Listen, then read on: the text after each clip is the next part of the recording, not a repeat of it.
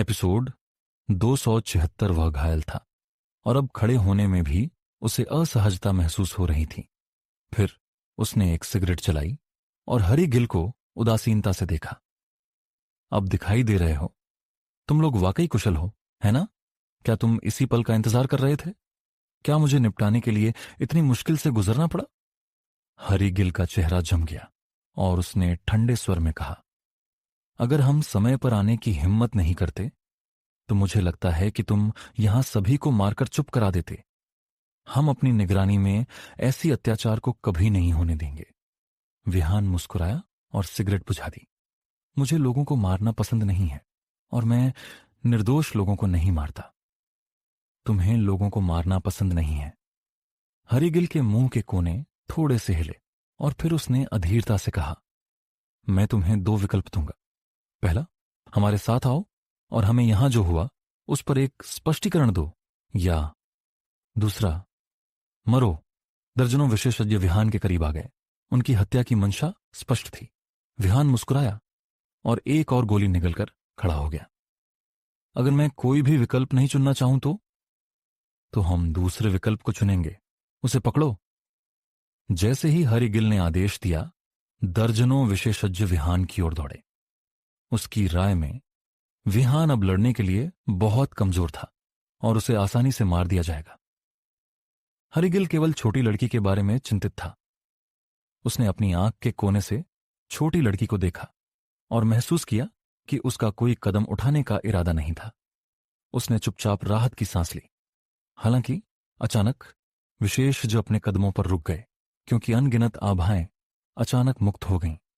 इससे पहले कि वे प्रतिक्रिया कर पाते, उनमें से हर एक की गर्दन पर एक तलवार रखी गई थी। यहां तक कि हरिगिल की पीठ पर भी एक तलवार थी। वे घिरे हुए थे। हरिगिल ने इधर उधर देखा और महसूस किया कि अचानक प्रकट हुए ये लोग सभी मास्क पहने हुए थे और उनकी आभाएं कमजोर नहीं थीं। इसके अलावा उनकी संख्या 2 से 1 थी। इतने सारे विशेषज्ञ कहां से आए? तुम कौन हो? हरिगिल ने ठंडे स्वर में पूछा। क्या तुम जानते हो कि तुम यहां किससे निपट रहे हो? मास्क पहने रंजीत मल्होत्रा ने बेरहमी से जवाब दिया, तुम्हें यह जानने की जरूरत नहीं है कि हम कौन हैं, लेकिन तुम्हें यह जानने की जरूरत है कि तुम्हें इस व्यक्ति को छूने का अधिकार नहीं है। हरिगिल की आंखें सिकुड़ गईं।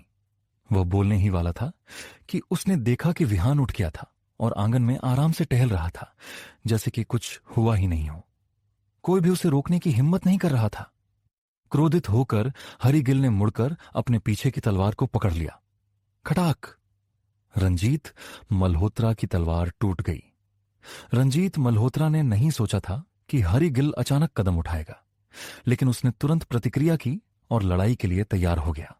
तभी विहान की आवाज गूंजी, इन कुत्तों पर ध्यान देने की कोई जरूरत नहीं है। विहान अच्छी तरह से जानता था कि हालांकि डार्क हॉल के विशेषज्ञों ने दूसरे पक्ष को चौंका दिया था, अगर वास्तव में लड़ाई छिड़ गई तो दोनों पक्षों को नुकसान होगा। वह नहीं चाहता था कि इस बल को, जिसे उसने अभी तक पूरी तरह से पोषित नहीं किया था, कुछ हो। जब हरिगिल ने अपमानजनक शब्द सुने तो वह तुरंत आगे बढ़ा और विहान को थप्पड़ मारने की कोशिश की। अपनी पूरी शक्ति को थप्पड़ के पीछे लगा दिया। हालांकि विहान का कोई कदम उठाने का इरादा नहीं था और उसने बस हमले को नजरअंदाज कर दिया। हरिगिल यह देखकर खुश हुआ, लेकिन इससे पहले कि वह अपनी जीत का जश्न मना पाता, उसके सामने एक सच्ची क्यूई की दीवार प्रकट हो गई। धम! न केवल उसका हमला विहान तक नहीं पहुंचा, बल्कि जब उसकी हथेली दीवार से टकराई तो बल उछल गया और वह उड़ गया। इस दृश्य ने सभी को, जिनमें डार्क हॉल के विशेषज्ञ भी शामिल थे, चौंका दिया। सभी ने विहान को ऐसे घूरा जैसे कि उन्होंने एक भूत देखा हो। यह क्या था? विहान अपनी जगह से हिला भी नहीं, फिर भी हरिगिल अकथनीय रूप से उड़ गया। यह क्या हो रहा था? विहान ने खुद पर हंसा। हालांकि उसके पास उपयोग करने के लिए बहुत कम सच्ची क्यूई बची थी, फिर भी उसके पास दूसरों को डराने के साधन थे। साधकों और प्राचीन मार्शल आर्ट अभ्यासियों के बीच सबसे बड़ा अंतर उनकी शक्ति नहीं, बल्कि उनकी तकनीकें थीं, जो लगभग दिव्य शक्तियों के लिए गलत समझी जा सकती थीं। विहान फिर रक्षित के पास गया, जिसका चेहरा पीला था और वह मृत्यु के कगार पर था। अगर उसने इलाज में और देरी की तो स्वर्ग भी जिन रक्षित को नहीं बचा पाएंगे। उसने जल्दी से एक गोली निकाली और कहा, इसे लो। रही बात तुम्हारी टूटी हुई बांह की, मैं इसे ठीक करने का तरीका सोचूंगा। रक्षित गंभीर रूप से घायल था, क्योंकि उसने उसे बचाया था, इसलिए विहान उसे कम से कम इतना तो देना ही था। रक्षित ने सिर हिलाया और गोली ले ली। वह मुश्किल से खड़ा हुआ। मास्टर, मैं ठीक हूं। मजबूत बनने का नाटक मत करो। मुझे अभी भी तुमसे बहुत सारे काम करवाने हैं। तुम्हारा खून बहना बंद हो गया है और गोलियां केवल तुम्हारी चोटों को स्थिर कर सकती हैं। याद रखो, तुम्हें अभी अपनी शक्ति का उपयोग करने की अनुमति नहीं है। हां मास्टर। फिर विहान ने डार्क हॉल के विशेषज्ञों को देखा और आदेश दिया, विला में अभी भी चौहान परिवार के 2 बंधक हैं। उन्हें सुरक्षित रूप से चौहान परिवार के निवास पर वापस ले जाओ। अगर कोई तुम्हें रोकने की कोशिश करता है तो उसे बिना दया के मार दो। विहान फिर जिया चौहान के पास गया और उसका हाथ पकड़ लिया। उसने धीरे से कहा, अब सब खत्म हो गया है, चलो घर चलें। घर जाने के मात्र उल्लेख से जिया चौहान की आंखें लाल हो गईं। वह बता सकती थी कि विहान कितना थका हुआ था। इस पल उसे एक अभूतपूर्व मानसिक शांति महसूस हुई। अपने परिवार और जन्म की परिस्थितियों से बंधी हुई थी और अपने भविष्य पर उसका कोई अधिकार नहीं था। हालांकि उसके बगल में खड़े इस आदमी ने यह सब बदल दिया था। ठीक है, उसने धीरे से कहा, और वे दोनों नानकिन विला से बाहर चले गए। कुछ समय बाद छोटी लड़की को आखिरकार होश आया और उसने पीछा किया। विहान, मेरे लिए रुको, मैंने तुम्हें अभी तक कारण नहीं बताया है। मिंकुई विला। विहान ने पहले जिया चौहान को अंदर बसाया और फिर सीधे अपने कमरे में अभ्यास करने चला गया। वह इस लड़ाई से बहुत थक गया था। एपिसोड 277 उसी समय उसने अपनी कमजोरी को भी खोजा। जिगरकांत निश्चित रूप से उसके द्वारा सामना किए गए विशेषज्ञों में से अंतिम नहीं होगा। कम से कम वह हक्सिया के ग्रैंड मास्टर रैंकिंग के शीर्ष 20 को कम नहीं आंक सकता। इसके अलावा रंजीत मल्होत्रा और जितेंद्र राणावत ने उसे बताया था कि हालांकि ग्रैंड मास्टर रैंकिंग एक मार्शल कलाकार की शक्ति का माप है, फिर भी कई विशेषज्ञ हैं जो सूची में नहीं हैं।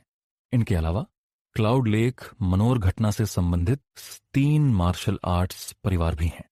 अभी वह केवल एक व्यक्ति को जानता था जो इससे संबंधित है, जो था अनमोल देशमुख। अनमोल देशमुख उसका एकमात्र प्रमुख सुराग था। हालांकि अनमोल देशमुख हक्सिया के ग्रैंड मास्टर रैंकिंग में 9वें स्थान पर था। अगर वह दूसरे पक्ष से लड़ता तो संसारा कब्रिस्तान की मदद के बिना उसकी जीत की संभावना निश्चित रूप से 10% से कम थी। उसे आखिरकार समझ में आया कि संसारा कब्रिस्तान में इन प्राचीन विशेषज्ञों के लिए समय सीमा क्यों है। यह उसे संसारा कब्रिस्तान पर निर्भर बनने से रोकने के लिए थी। अगर वह संसारा कब्रिस्तान पर या यहां तक कि अन्य लोगों या चीजों पर निर्भरता विकसित करता तो यह उसके दांव हृदय को नुकसान पहुंचाएगा। अभी उसे खुद को मजबूत करने पर ध्यान देना था। जब विहान ने अभ्यास की स्थिति में प्रवेश किया तो काला पत्थर उसकी जेब से बाहर तैरने लगा और अनगिनत आध्यात्मिक ऊर्जा की धाराएं विहान के शरीर में उमड़ पड़ी। हालांकि अगर विहान ने अपनी आंखें खोली होतीं तो वह महसूस करता कि काला पत्थर उसके शरीर से खून की आभा को सोख रहा था। उसने नानकिन विला में इतने सारे लोगों का नरसंहार किया था कि उसके शरीर के चारों ओर खून की आभा अत्यंत मोटी थी।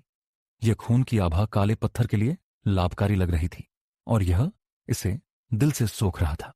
खून की आभा को सोखने के बाद उसने इसे तीसरी कब्र में प्रवाहित किया। कब्र धीरे धीरे टूटने लगी। कब्र से एक जोड़ी हाथ बाहर निकले और एक गहरी आवाज गूंजी, यह हत्या की आभा है। हाँ हाँ, लगता है आखिरकार मेरी बारी है। तुम्हारे दांव संसारा कब्रिस्तान के मालिक के लिए बिल्कुल उपयुक्त नहीं है। अगर यह जारी रहा तो हम वापसी कैसे करेंगे? केवल मैं उसे मजबूत बनने की अनुमति दे सकता हूं। हत्या का दांव उस समय सबसे मजबूत दांव था। कितने साल हो गए हैं। वे लोग उच्च और शक्तिशाली थे, सब कुछ नियंत्रित कर रहे थे। उन्होंने सोचा कि हमें मारकर वे प्राचीन युग के रहस्यों को छिपा देंगे। हालांकि उन्होंने कभी नहीं सोचा था कि हम अपनी साधना और अपनी आत्माओं की कीमत पर संसारा कब्रिस्तान में अपना रास्ता खोज लेंगे। इस विशाल भूमि में दुनिया में परिवर्तनों की अध्यक्षता कौन करेगा? संसारा कब्रिस्तान का मालिक। जैसे ही उसने बोलना समाप्त किया, शेष कब्रें हिंसक रूप से हिलने लगीं, जैसे कि इस व्यक्ति के शब्दों के साथ प्रतिध्वनित हो रही हों। संसारा कब्रिस्तान में बादल तुरंत रंग बदल गए और हवाएं हिंसक हो गईं जब हत्या की मंशा उमड़ पड़ी। हालांकि यह सब बहुत कम समय तक चला। कुछ सेकंड के बाद संसारा कब्रिस्तान फिर से शांत हो गया। विहान को लगा कि उसने कुछ महसूस किया और अचानक अपनी आंखें खोल दी। उसने संसारा कब्रिस्तान में तीसरी कब्र पर ध्यान केंद्रित किया, लेकिन कुछ भी असामान्य नहीं पाया। इसलिए उसने फिर से अपनी आंखें बंद कर लीं। मूल रूप से वह नानकिन विला में तीसरी कब्र की शक्ति का उपयोग करना चाहता था, लेकिन वह छोटी लड़की समय पर प्रकट हो गई। उस लड़की के विचार से विहान का सिर दर्द करने लगा। लड़की का नाम काजल शर्मा था और उसकी कुनलुन पर्वतों में काफी प्रतिष्ठा थी। वह एक दानव राजा के समान अस्तित्व थी। यहां तक कि बूढ़े व्यक्ति को भी उससे सावधान रहना पड़ता था। अगर उसके पास उस पर कुछ न होता तो वह इतनी आज्ञाकारी न होती। इस बार काजल अचानक कुनलुन पर्वतों को छोड़कर चली गई थी। क्या यह हो सकता है कि अंदर कुछ बड़ा हुआ हो? हालांकि भले ही कुछ बड़ा हुआ हो, वह अपनी वर्तमान शक्ति के साथ क्या कर सकता था? कुछ नहीं। भूल जाओ। मैं अब इसके बारे में नहीं सोचना चाहता। मैं इसे बाद में समझ लूंगा। विहान ने अपनी आंखें बंद कर लीं और 9 हेवनली आर्किन तकनीक का संचालन किया। जैसे ही उसकी आभा उमड़ पड़ी और ड्रैगनों की मंद गर्जन सुनाई दी, जियांगनान प्रांत हुआजंग होटल का शीर्ष मंजिल प्रेसिडेंशियल सूट। किसी ने दरवाजा खटखटाया। अंदर आओ। अनमोल देशमुख खिड़की के सामने खड़ा था और मुड़ गया। अरे, उसने उम्मीद की थी कि दुबला आदमी विहान को यहां लाएगा, लेकिन ऐसा नहीं था। उसने भौहें सिकोड़ी। क्या कुछ हुआ होगा? क्या वह कमीना नानकिन विला में मर गया था? उस कमीने का क्या हुआ? आदमी अनमोल देशमुख के सामने घुटने टेक कर बोला, मिस्टर देशमुख, मैंने आपको निराश किया। मैं उस कमीने को यहां नहीं ला सका। वह नानकिन विला में मर गया? अनमोल देशमुख ने पूछा। मूल रूप से वह अभी भी विहान के लिए कुछ उम्मीदें रखता था, लेकिन लगता था कि उसकी अहंकार ने आखिरकार उसे पकड़ लिया था। आदमी ने अपना सिर हिलाया और कांपती आवाज में कहा, मिस्टर देशमुख, वह कमीना मरा नहीं है। इसके विपरीत। जब आदमी ने जो हुआ उसका वर्णन समाप्त कर दिया तो अनमोल देशमुख का चेहरा पूरी तरह से बदल गया। उसने एक कदम आगे बढ़ाया, आदमी के कॉलर को पकड़ लिया और उसे उठा लिया। एक शक्तिशाली आभा फूट पड़ी और उसके पीछे का सोफा और कॉफी टेबल 2 हिस्सों में बंट गए। तुमने क्या कहा? सभी मर गए, लेकिन वह कमीना अभी भी जीवित है? असंभव। उस कमीने के पास ऐसा कुछ करने की पर्याप्त शक्ति नहीं है। अनमोल देशमुख इस बात पर बेहद निश्चित था। अगर विहान के पास वास्तव में वह सब करने की शक्ति होती तो वह हक्सिया के ग्रैंडमास्टर रैंकिंग के शीर्ष 10 में स्थान पर होता। आदमी का चेहरा पीला था। वह बोलना चाहता था, लेकिन उसने महसूस किया कि वह कुछ नहीं कह सकता। अनमोल देशमुख ने आदमी को जमीन पर फेंक दिया और आदेश दिया, मुझे नानकिन विला में जो कुछ हुआ वह सब बताओ और एक भी विवरण मत छोड़ो। आदमी ने डर से अपनी लार निगली और फिर तेजी से जानकारी उगलना शुरू कर दिया। जितना अधिक अनमोल देशमुख सुनता गया, उतना ही हैरान होता गया। उसने महसूस किया कि वह उस कमीने को हमेशा कम आंक रहा था। कुछ ही महीनों में वह कमीना वास्तव में इतना बढ़ गया था। उसने अपने दिल में हैरानी को दबाया और पूछा, वह छोटी लड़की उस कमीने द्वारा आमंत्रित की गई थी? आदमी ने अपना सिर हिलाया। ऐसा लगता नहीं है। शुरू से अंत तक उस लड़के ने उस छोटी लड़की पर कभी ध्यान नहीं दिया। उसने उसे केवल एक ही बात कही थी, जो थी भाग जाओ। मैंने उसकी पहचान की भी जांच की है और हमारे पास उपलब्ध सभी डेटाबेस की जांच की, लेकिन कुछ नहीं मिला। तुम उस छोटी लड़की की शक्ति के बारे में क्या सोचते हो? क्या यह मेरे समान है? अनमोल देशमुख ने भौहें सिकोड़ी। आदमी ने कुछ सेकंड के लिए सोचा और हिचकिचाया। यह भी कारण था कि मैं उस लड़के को वापस नहीं लाया। उसके आसपास होने पर मैं कदम उठाने की हिम्मत नहीं करूंगा। अनमोल देशमुख की नजर गंभीर हो गई। पूर्ण 10 सेकंड के बाद उसने कहा, मिंकुई विला जाओ और उस कमीने को ढूंढो। उसे बताओ कि मैं उसे कल हक्सी पार्क में देखना चाहता हूं। इस लड़के को मेरे अस्तित्व के बारे में पता होना चाहिए और शायद वह मुझे ढूंढ रहा है। मैं अब इस कमीने के बारे में थोड़ा उत्सुक हूं। हां मिस्टर देशमुख। अनमोल देशमुख के होठों पर एक चंचल मुस्कान उभरी। एपिसोड 200। 78 2 घंटे बाद मिंकुई विला में विहान ने धीरे से सांस छोड़ी। उसका शरीर लगभग पूरी तरह से ठीक हो गया था और उसका अभ्यास स्तर भी थोड़ा आगे बढ़ गया था। वह उठा और नीचे की ओर चला गया, क्योंकि पिछले 2 घंटों में उसने नीचे से बहुत सारे शोर सुने थे।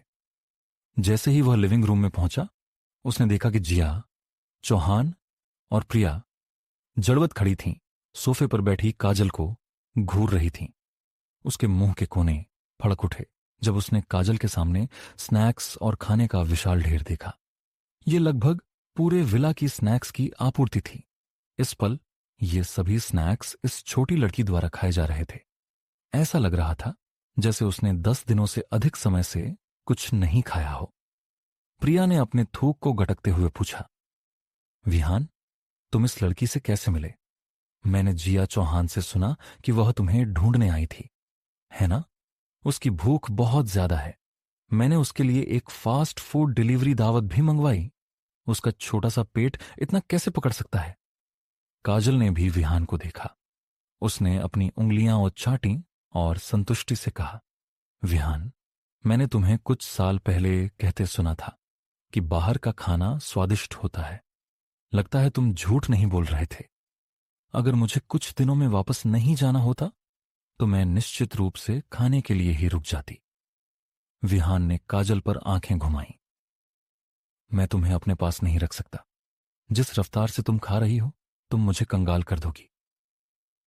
काजल ने एक और आलू के चिप्स का पैकेट खोला और मुस्कुराते हुए कहा, अगर मैंने उस बूढ़े आदमी को पहले नहीं मारा होता तो तुम मर गए होते। विहान ने अपना सिर हिलाया। ओह, मजबूत बनने का नाटक? परेशान मत हो, मैं जानती हूं कि तुम कितने मजबूत हो, काजल ने तिरस्कार से कहा। विहान उसके साथ और समय बर्बाद नहीं करना चाहता था, इसलिए उसने जिया चौहान और प्रिया को पहले ऊपर जाने के लिए कहा और फिर वह काजल के साथ अकेला रह गया। विहान बगल के सोफे पर बैठ गया और सीधे मुद्दे पर आया। बताओ, क्या हुआ कि तुम अचानक कुनलुन पर्वतों को छोड़कर मुझे ढूंढने आई? काजल ने खाना बंद कर दिया। अपने गले को गीला करने के लिए एक घूंट पेय लिया। उसने गंभीरता से कहा, मैं लगभग उस महत्वपूर्ण बात को भूल ही गई थी। उसने अपने कपड़ों पर अपने चिकने हाथ पोंछे और अपने बैग से एक जेड टोकन निकाला जिस पर अजीब अक्षर लिखे थे। विहान की सांसें तेज हो गईं जब उसने जेड टोकन देखा। यह जेड टोकन एक कोटा स्पॉट के बराबर था।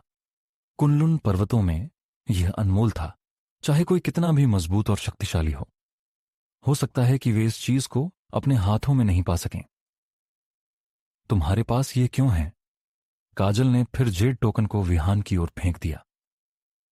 मेरी बहन ने यह तुम्हारे लिए लड़कर हासिल किया, गलत मत समझो। यह सब उस समय के एहसान को चुकाने के लिए है। वह जानती है कि तुम्हें खुद को साबित करने के लिए इसकी जरूरत है। अगर यह चीज नहीं होती तो मैं कुनलुन पर्वतों को नहीं छोड़ती। लेकिन मैं वास्तव में नहीं समझती कि मेरी बहन और उस बूढ़े आदमी ने तुम पर नजर क्यों रखी। तुम्हारी घटिया शक्ति के साथ तुम शायद पहले द्वार में ही बाहर हो जाओगे। तुम्हें इतना कीमती कोटा स्पॉट देना बर्बादी है। विहान ने जेड टोकन को कसकर पकड़ लिया। जैसे ही उसके दिमाग में एक खूबसूरत आकृति उभरी।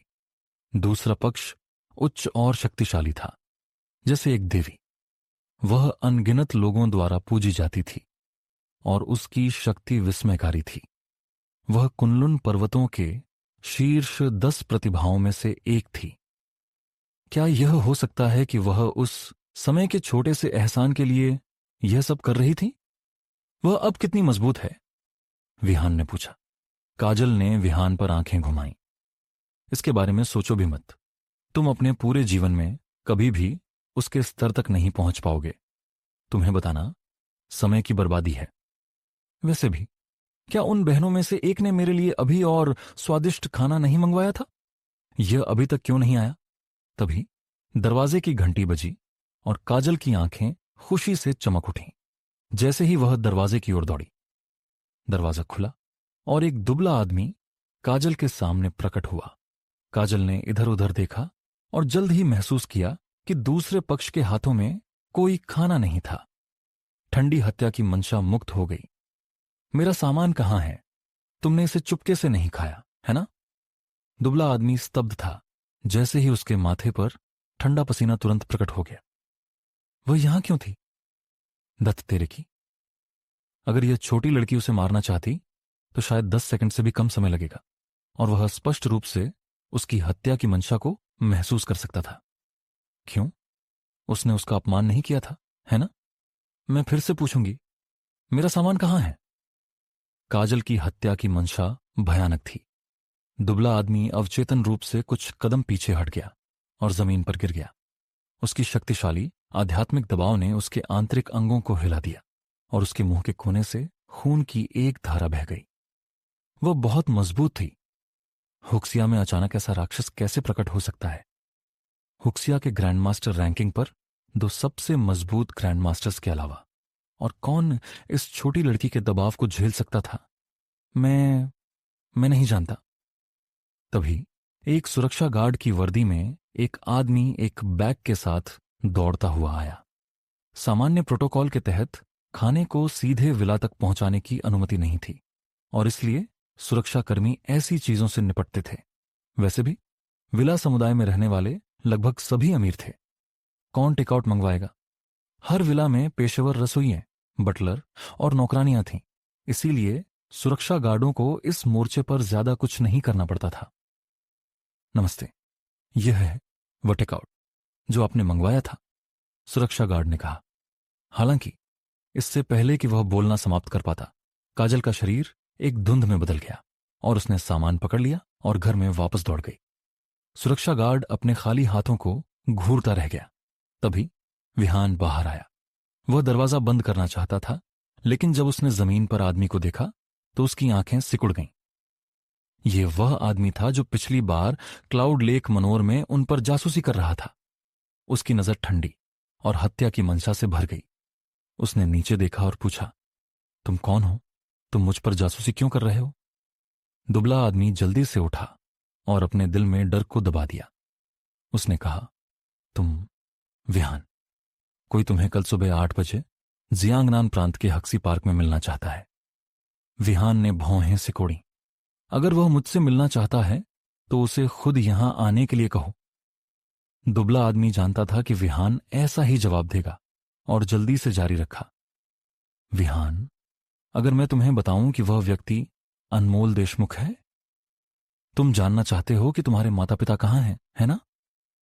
यह सुनते ही विहान का चेहरा बेहद बदल गया। उसने अपने हाथों से दुबले आदमी की गर्दन को पकड़ लिया। क्या कहा? विहान की आवाज गड़गड़ाहट की तरह थी। जैसे ही उसकी ठंडी हत्या की मंशा फिर से एक भ्रमित खूनी ड्रैगन में संघनित होने लगी। अगर यह कोई और समय होता तो दुबला आदमी निश्चित रूप से प्रतिरोध करता। हालांकि काजल से पहले सहन किए गए आध्यात्मिक दबाव ने उसे पहले ही आंतरिक चोटें पहुंचा दी थीं। इसलिए उसने अपनी कमजोर स्थिति में लड़ाई न करने का फैसला किया। विहान, चाहे तुम विश्वास करो या नहीं, यह अनमोल देशमुख है। कल 8 बजे तुम वहां जाकर जान जाओगे। विहान ने दुबले आदमी को जमीन पर फेंक दिया और जवाब दिया, ठीक है, लेकिन अगर तुमने मुझसे झूठ बोलने की हिम्मत की तो मैं तुम्हें ढूंढकर मार डालूंगा। एपिसोड 279 धम। दरवाजा बंद हो गया। ऐसा लग रहा था कि आखिरकार उसे उस समय की क्लाउड लेक मनोर घटना के बारे में कुछ जवाब मिल सकते हैं। विहान लिविंग रूम में वापस आया और गहरी सोच में पड़ गया। ऐसा लग रहा था कि अनमोल देशमुख उसकी शक्ति के प्रदर्शन के कारण उसे ढूंढने आया था। वास्तव में इस दुनिया में शक्ति ही राजा है। उस व्यक्ति ने उसे बताया था कि उसके माता पिता अभी भी जीवित हैं। पहले दुबले आदमी ने जो कहा था उसके साथ मिलाकर वह अनुमान लगा सकता था कि अनमोल देशमुख निश्चित रूप से जानता है कि उसके माता पिता कहाँ हैं। विहान के लिए कल का दिन जल्दी नहीं आ सकता था। काजल का मुंह तिलिये और टुकड़ों से भरा था। उसने भौहें चढ़ाए विहान को देखा और शांति से कहा, विहान, मैंने बूढ़े आदमी से सुना है कि तुमने अपने माता पिता को मारने वाले दुश्मनों को ढूंढने के लिए कुनलुन पर्वतों को छोड़ दिया था। क्या तुमने उन्हें ढूंढ लिया? विहान ने अपना सिर हिलाया। ऐसा लग रहा था जैसे चीफ जोरावर पृथ्वी के चेहरे से गायब हो गया हो। रंजीत मल्होत्रा के सर्वोत्तम प्रयासों के बावजूद वह कोई सुराग नहीं ढूंढ पाया था। काजल ने संतुष्टि से डकार ली और फिर जारी रखा, मुझे इसके बारे में बताओ। तुम पहले से ही मेरी शक्ति जानते हो। मैं तुम्हारी मदद कर सकती हूं। अभी मैं केवल कुछ दिनों के लिए यहां रह सकती हूं, फिर कुनलुन पर्वतों में वापस जाना होगा। हालांकि मुझे खाना पसंद है, लेकिन कुछ दिनों तक खाना खाना अभी भी एक उबाऊ संभावना है। विहान ने काजल को देखा।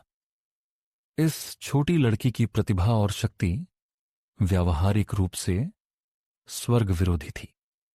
हालांकि वह अभी भी छोटी है। उसने 3 साल की उम्र में अभ्यास करना शुरू कर दिया था। सेक्ट और परिवार द्वारा दिए गए संसाधनों के साथ उसने कुनलुन पर्वतों में अनगिनत विशेषज्ञों को पार कर लिया था। हालांकि वह केवल कुछ दिनों में क्या हासिल कर सकती थी, अपनी खुद की जांच पर भरोसा करना बेहतर था। मैं केवल इतना जानता हूं कि जिम्मेदार लोग कैपिटल सिटी में हैं। बाकी जानकारी अभी भी अस्पष्ट है और जांच के अधीन है। काजल ने सिर हिलाया और मेज को साफ करना शुरू कर दिया। उसी समय उसने जवाब दिया, ठीक है, यह जानकारी पर्याप्त है। मैं कैपिटल सिटी जाऊंगी और कुछ दिनों के लिए घूमूंगी। शायद मुझे कुछ मिल जाएगा। विहान ने उसके शब्दों को गंभीरता से नहीं लिया। उसी समय कैपिटल सिटी में एक इमारत में अनिकेत दास ने अपनी पीठ हरिगिल की ओर करके सब कुछ सुना। हरिगिल चिंतित था क्योंकि वह डरता था कि उसके सामने का आदमी गुस्सा हो जाएगा। अनिकेत दास के लिए मिशन में असफल लोगों को मारना असामान्य नहीं था, इसलिए वातावरण बेहद भारी था। अचानक अनिकेत दास बोला, दूसरे शब्दों में विहान अभी तक मरा नहीं है ना? हां। हरिगिल की आवाज कांप रही थी। उसे लगा कि एक तूफान आ रहा है। तुम इतने सारे लोगों को अपने साथ ले गए, लेकिन तुम एक कचरे को नहीं मार सकते? अनिकेत दास की गहरी आवाज में ठंडक थी। हां। इससे पहले कि हरिगिल अपनी बात खत्म कर पाता, अनिकेत दास ने उसे छाती पर लात मारी। तुम मुझे बहाने देने की हिम्मत मत करो। अगर तुम एक बच्चे से भी नहीं निपट सकते तो मुझे तुम्हें मार देना चाहिए। हरिगिल जमीन पर घुटने टेक कर बोला, मास्टर, मैं अक्षम हूं और अपनी सजा स्वीकार करने को तैयार हूं। अनिकेत दास ने हंसकर कहा, विहान की एक विशेष पहचान है। असफल हत्या के प्रयास के बाद किसी ने मुझे पहले ही चेतावनी दे दी है। अब हम उसे खुलेआम नहीं निपटा सकते। हरिगिल का दिमाग तेजी से घूमा। अचानक उसने कुछ सोचा और कहा, मास्टर, उस स्थिति में मेरा जुमेई पैलेस के मुख्यालय के उस व्यक्ति के साथ थोड़ा संबंध है। हत्याएं पेशेवरों द्वारा की जानी चाहिए। अगर जुमेई पैलेस के मुख्यालय के विशेषज्ञों को विहान को मारने का काम सौंपा जाता है तो यह एक निश्चित सौदा होना चाहिए। अगर बात यहां तक आती है तो मैं एक शीर्ष हत्यारे को काम पर रखूंगा। विहान के बचने का कोई तरीका नहीं है। अनिकेत दास की आंखें रुचि से चमक उठीं। हालांकि मैंने सुना है कि उनके हत्यारे भयानक रूप से मजबूत हैं। उनकी मांग की कीमत उतनी ही अधिक है और उन्हें नकद में भुगतान नहीं किया जाता। अगर यह कोई और होता तो शायद मैं उन्हें कार्य करने के लिए नहीं मना पाता, लेकिन इस व्यक्ति के साथ मेरी मित्रता के आधार पर मैं इसे संभव बना सकता हूं। मास्टर, आपको बस अच्छी खबर का इंतजार करना है। अनिकेत दास ने हरिगिल के कंधे पर थपथपाया। अच्छा। जब हरिगिल ने यह सुना तो वह खुशी से उछल पड़ा और जल्दी से कहा, मास्टर, मैं निश्चित रूप से आपकी उम्मीदों पर खरा उतरूंगा। आप 1 सप्ताह के भीतर उस बच्चे का सिर अपनी मेज पर देखेंगे। अगले दिन विहान अपने अभ्यास सत्र से जागा और तुरंत अतिथि कक्ष की जांच करने गया, जो कल रात काजल को सौंपा गया था। हालांकि इस लड़की का स्वभाव अजीब और मुंह जहरीला था, उसका दिल बहुत बुरा नहीं था। जब वह दरवाजे पर पहुंचा तो उसने महसूस किया कि दरवाजा अधखुला था और अंदर कोई नहीं था। चली गई। उसी पल विहान ने दीवार पर उकेरे गए शब्दों को देखा। विहान, चूंकि मेरे पास ज्यादा समय नहीं है, मैं आज कैपिटल सिटी जा रही हूं। उसके बाद मैं कुनलुन पर्वतों में वापस जाऊंगी।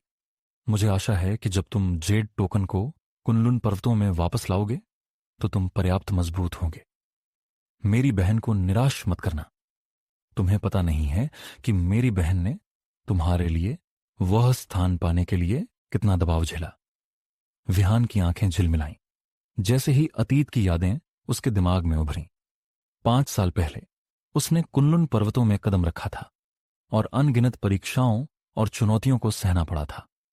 कुनलुन पर्वत हुक्सिया से कहीं अधिक खतरनाक थे। जब वह आया था तो उसके पास कोई शक्ति नहीं थी और वह केवल दूसरों के पैरों के नीचे रौंदा जा सकता था। उसके पास मृत्यु जड़ें थीं और उसने अभ्यास करने का सबसे अच्छा समय चूक दिया था। कुनलुन पर्वतों के अंदर कोई भी अभ्यासी उससे मजबूत था। उसका अभ्यास धीरे धीरे आगे बढ़ रहा था और उसे सफलता प्राप्त करने में कठिनाई हो रही थी। इसलिए वह एक प्रसिद्ध हंसी का पात्र था। केवल 3 लोग थे जिन्होंने उसे गर्मजोशी महसूस कराई थी। पहला था वह बूढ़ा आदमी जिसने उसे व्यक्तिगत रूप से कुनलुन पर्वतों में लाया था और उसे अभ्यास करना सिखाया था। दूसरा था विचित्र काजल और आखिरी थी प्राची शर्मा जिसने उसे अनगिनत बार मदद की थी, भले ही उसे ऐसा करने में कितनी भी बाधाएं क्यों ना आई हों।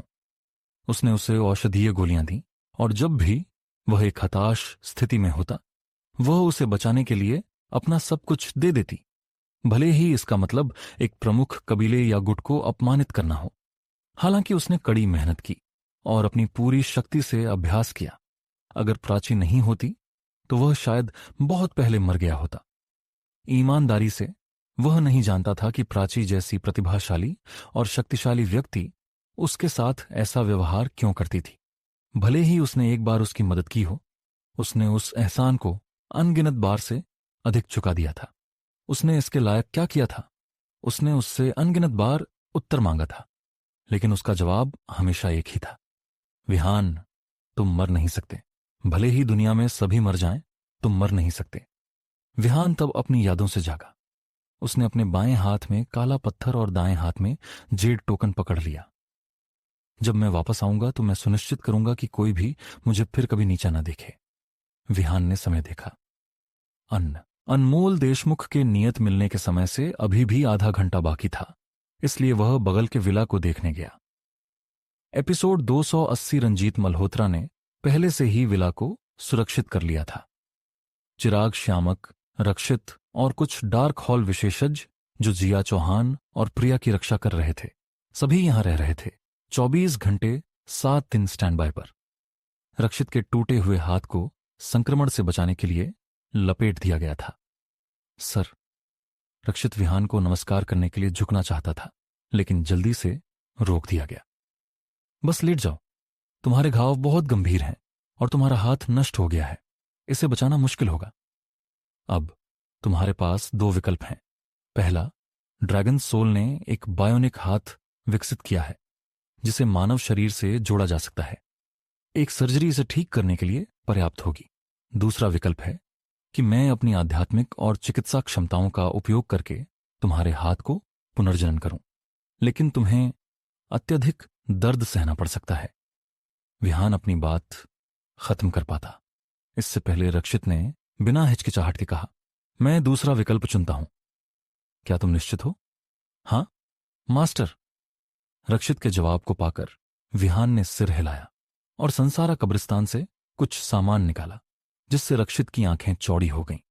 विहान ने वह सब सामान कहां से निकाला? वह किस तरह की क्षमता थी? विहान ने फिर रक्षित के टूटे हुए हाथ पर लगी पट्टी को फाड़ दिया। घाव काफी भयानक लग रहे थे। खुद को तैयार करो, तुम्हें इसे सहना होगा।